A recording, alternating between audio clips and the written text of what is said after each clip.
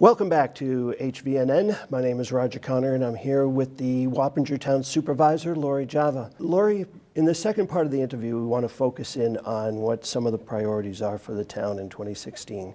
Now, I read in the paper that you said the first order of business is a CO for the town hall. I smiled because I said to myself, well, that's a very realtor thing to say. But tell me why that jumped out at you as something that's important for the town. Well, actually, not even taking the real estate perspective into play, I feel that, we're a municipality that actually enforces the codes of the town and the state.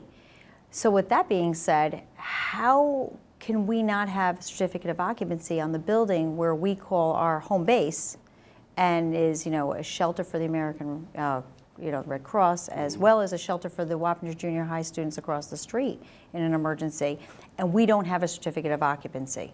Now, without alarming anyone, it's not anything that is really crucial in us not having it. It's a punch list, which as of last night's meeting, maybe 2 minor things that still have yet to be done. But my whole point in having a certificate of occupancy is we need to set the example of what we're requesting from our residents.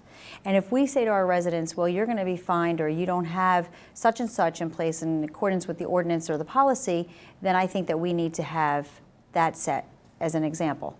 And that's why it's a first order of business. If you're not allowed to occupy a home without a certificate of occupancy, then you shouldn't be allowed to occupy a building. So I don't, it wasn't to alarm anybody, but really we need to have our I's dotted and T's crossed, so then we can, resume business. Now, do you think if you didn't have that real estate background, you may not have even noticed? I might have noticed, only because, that's the home base for code enforcement as well. I may not have asked right away, but, it had been talked about enough where I had known about it just from being a town resident. Now, let me ask you, you've only been in office a week and a half.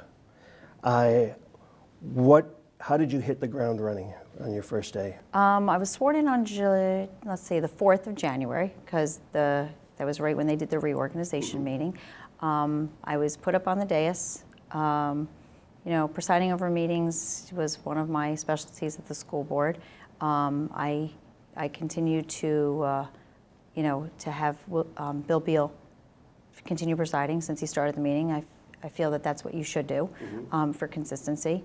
We're all equal members of the board up there. Not one of us, brings any more, authority or position to the table. I am a true team player. That's just the way I've always operated. I feel that we need to collaboratively come up with things. We can, agree to disagree, but we really need to work together as a team, because that is what's going to make momentum, and that's what we need to do there.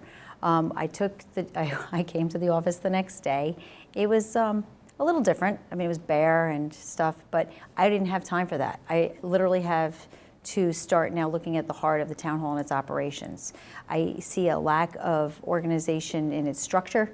I've been meeting with individual employees and having staff meetings to address fire issues that are surrounding the town and what needs immediate attention from the board.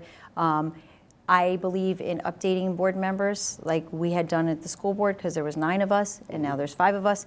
And just because I'm privy to all the information doesn't mean that my board members shouldn't be privy to it. So I take the time to actually update them at the end of the week so they know what's going on day to day.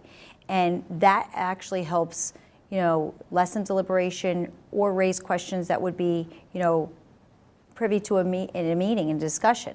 So our first meeting was last night. It was great. They had been updated on everything that had been going on previously. They were able to have their thoughts, in order. So if they needed to ask anything important about certain situations that had come about that we really need to address, it was able to be done in a great fashion, and we were able to move the meeting along very quickly. So, there's a lot of organization that we need to look at inside Town Hall, and that's what I've been working on. Now, in the time that we have left, can you pinpoint 1 or 2 key issues in the town that the board needs to tackle right off of? Economic development. Yeah. Route 9's a main corridor. Regardless, people are going to come through from New York City to the capital. We are in the heart of the Hudson Valley. We've always been a tourist attraction. We want to make people stop and visit our local, businesses. We want to increase that. We want to be able to bring more rateable businesses in so we can offset and we can bring in more revenue. This is what we're looking to do. We want to look at a strategic plan to, to expand our economic development, and it'll bring back, wage earning jobs. It'll give more jobs to people and residents, and that's what we really are focusing on, is revitalizing the community. How about infrastructure? If you're revitalizing the community, building up economic development, you need the infrastructure to be A lot able of to that, support it. is really dependent on water and sewer being expanded. We spoke about that. We are looking at different plans. The DEP is actually doing a plan.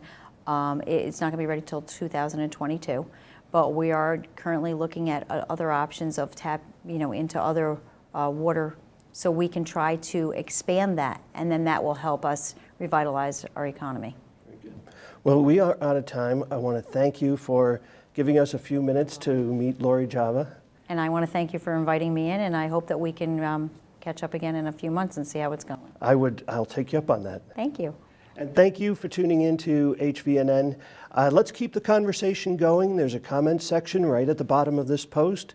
So we look forward to hearing from you, and we'll talk more about what's happening in the Hudson Valley and our community specifically. Thanks again for tuning in. My name is Roger Connor, and this is HVNN.com. Thank you, Lori.